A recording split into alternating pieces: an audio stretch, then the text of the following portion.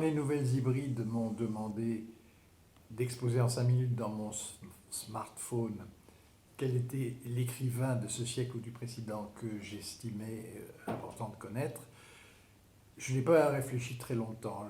Immédiatement me sont venus, m'ont bondi même, les noms d'un Autrichien et d'un Portugais, deux spécialistes, deux maîtres de la scie circulaire, c'est-à-dire d'une prose qui progressait en revenant sans cesse sur elle-même, tournant à la mélopée, à l'infatigable crécelle, prose tout bien considérée, équivalente en littérature de l'envoûtante musique de Jean-Sébastien Bach. L'imparfait que j'ai employé était ici requis car l'un de ces écrivains est décédé et l'autre a annoncé qu'il ne publierait plus, ce qui bien sûr ne veut pas dire qu'il n'écrit plus.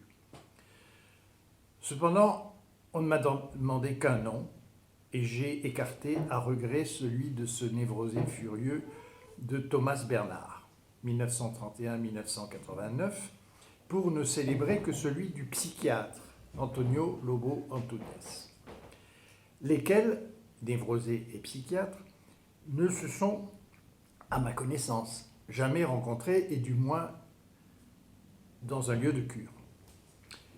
Il m'a toujours semblé que le champ ouvert par Lobo Antunes était encore plus large que celui labouré par Bernhard.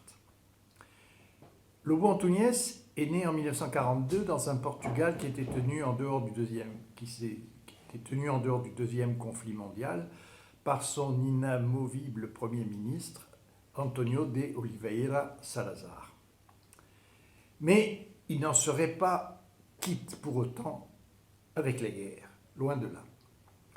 Enfant de médecin, il fit des études de médecine, se spécialisa en psychiatrie, mais dut, sitôt acquis son diplôme, au début des années 70, faire son paquetage direction l'Afrique et les dernières guerres coloniales, celles menées par le Portugal en Angola et au Mozambique, bien longtemps après que les empires coloniaux, anglais, néerlandais, français, se soient disloqués. Le narrateur du roman Fado Alexandrino, attendu sur le port avec ses camarades de caserne par la foule des très grands jours, annonce dès la première page « Je suis à Lisbonne et au Mozambique. Je vois les HLM et les arbres de la jungle, les jardinets rachitiques et les cases ravagées par les mitrailleuses, la pieuvre aux bras joyeux et avides qui nous appelle, et l'énorme, le gigantesque silence qui suivait les embuscades, peuplé de gémissements légers comme les protestations de la pluie. Car telle est l'ambition développée et déclinée dans l'œuvre considérable de Lobo Antunes, être à Lisbonne et au Mozambique, mais aussi dans le présent et dans le passé, dans l'histoire du maître et dans celle de la servante, des officiers et des simples troufions, des malades et des soignants, dans l'effondrement de l'étouffant passé dictatorial et dans les convulsions de la révolution des œillets en 1974. Œuvre polyphonique donc et polysémique qui tente de rendre compte de la confusion du monde et de chacun par toutes sortes de moyens littéraires dont l'enchevêtrement des temps et des intervenants, des styles directs et indirects, des dialogues et des descriptions, le tout traversé de langage populaire et de feux d'artifice de métaphores. Pour entrer dans cette œuvre, parmi les plus singulières, il faut se dépouiller de l'attente d'une chronologie linéaire ou d'une intrigue aux personnages, aux psychologies nettement dessinées. Il faut se lancer avec patience et appétit dans cet océan, à la recherche de temps perdu, et les rivages auxquels on aborde sans cesse sont à la fois ceux de nos cauchemars et de nos rêves d'une plus humaine humanité. Antonio Lobo Antunes, Fado Alexandrino. Il sortit du bâtiment décoloré en traînant sa valise au milieu de ses camarades de caserne et distingua d'emblée, au-delà des grilles, sur le trottoir, une espèce de monstre marin formé de mains, de visages, de corps, qui s'agitait en les attendant dans le midi grisâtre du quartier de l'Encarnação, où les feux de signalisation flottaient au petit bonheur, accrochés à la brume comme des fruits de lumière. Un avion invisible sifflait au-dessus des nuages. Éperonné par un adjudant dont les yeux vides ressemblaient à ceux des chiens de faïence sur les buffets, un peloton de sous-lieutenants passa en les rasant presque, broyant le gravier de la grande cour sous les mandibules de ses énormes bottes. Quelle merde ce mois de mars! Se lamenta à sa gauche le caporal chauffeur, qui portait sur le dos un sac plein de cette camelote africaine que des noirs manchots et des guenillers refilent aux soldats en permission dans les cafés de Lourenço Marques. Pipe en fer blanc, bracelets en fil de fer, fétiches horribles fabriqués à la va-vite au couteau dans les bidonvilles misérables en zinc. Et il pensa, je suis à Lisbonne et au Mozambique. Je vois les HLM et les arbres de la jungle, les jardinets rachitiques et les cases ravagées par les mitrailleuses, la pieuvre aux bras joyeux et avides qui nous appelle et l'énorme, le gigantesque silence qui suivait les embuscades, peuplé de gémissements légers comme les protestations de la pluie. Il jeta un coup d'œil sous la Mercedes sur la piste, et le type qui dormait dans la couchette à 3 pieds de lui le regardait déjà avec cette inattention lointaine des morts que l'on veille, et dont les sourires ont la douceur aimable et indifférente d'une photographie. Il revit le commandant qui prenait congé du bataillon dans le gymnase de la caserne, la lueur acide de ses lunettes sans monture, les doigts mous qu'il tendait vers les soldats au garde-à-vous, presque adossés au barreau des échelles, et il pensa, je suis encore au Mozambique, derrière les barbelés, assis au bar à regarder tomber la nuit. L'infirmier a distribué au dîner les comprimés contre le paludisme. Un petit crachin s'abat sur l'après-midi de l'Encarnação, sur l'après-midi de Lisbonne, faisant monter des cercueils l'odeur douceâtre du bois mouillé, le parfum de la rondeur terrestre. D'ici peu, des centaines d'insectes vont surgir du goudron et éparpiller leur bourdonnement dans les rues de la ville, comme sur les arbustes d'Omar, jusqu'à disparaître peu à peu au loin, dans l'obscurité des abris.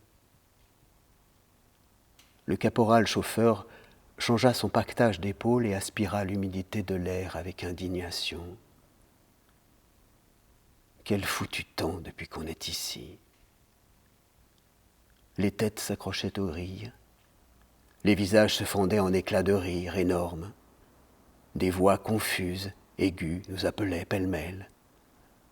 Un sergent âgé, vêtu d'une blouse blanche, apparut.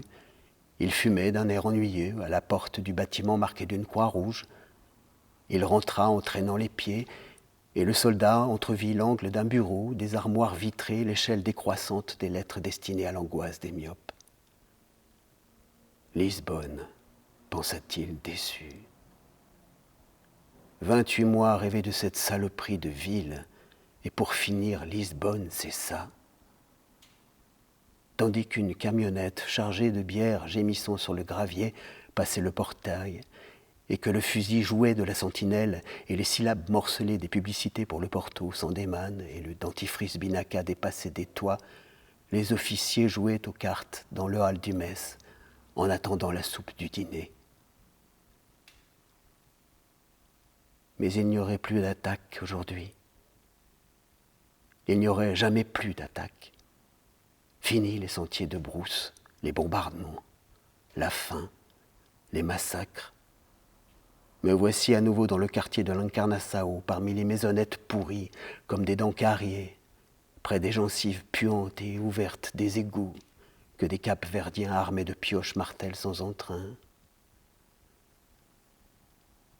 C'est la grippe à tous les coups, prophétisa le caporal chauffeur, et 8 jours de bouillotte et de thé au citron, jusqu'à ce que les éternuements passent. Il suait sur son lit de fer, l'arme à son chevet, une fatigue infinie dans les membres. Je vais mourir. Le médecin l'observait, les mains dans les poches, distrait.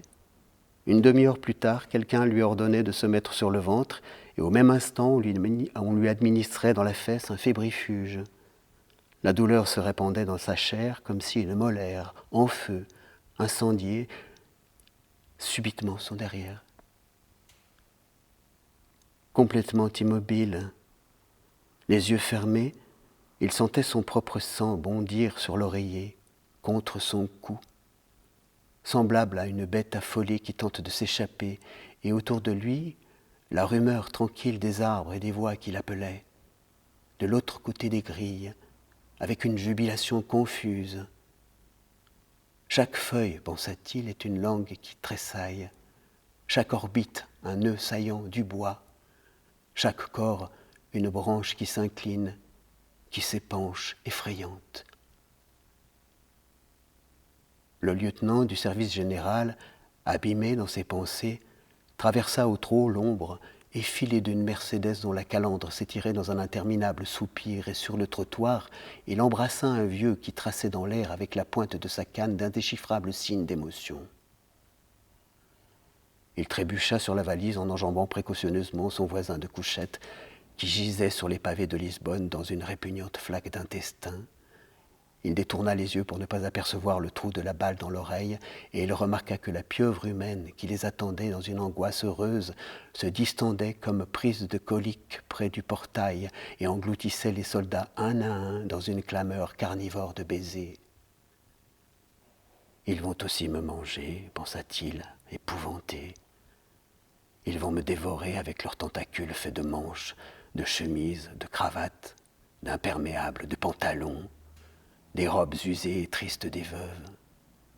Ils vont me broyer les articulations avec leur affection véhémente et envahissante. » Le lieutenant du service général prenait dans ses bras un enfant qui hurlait.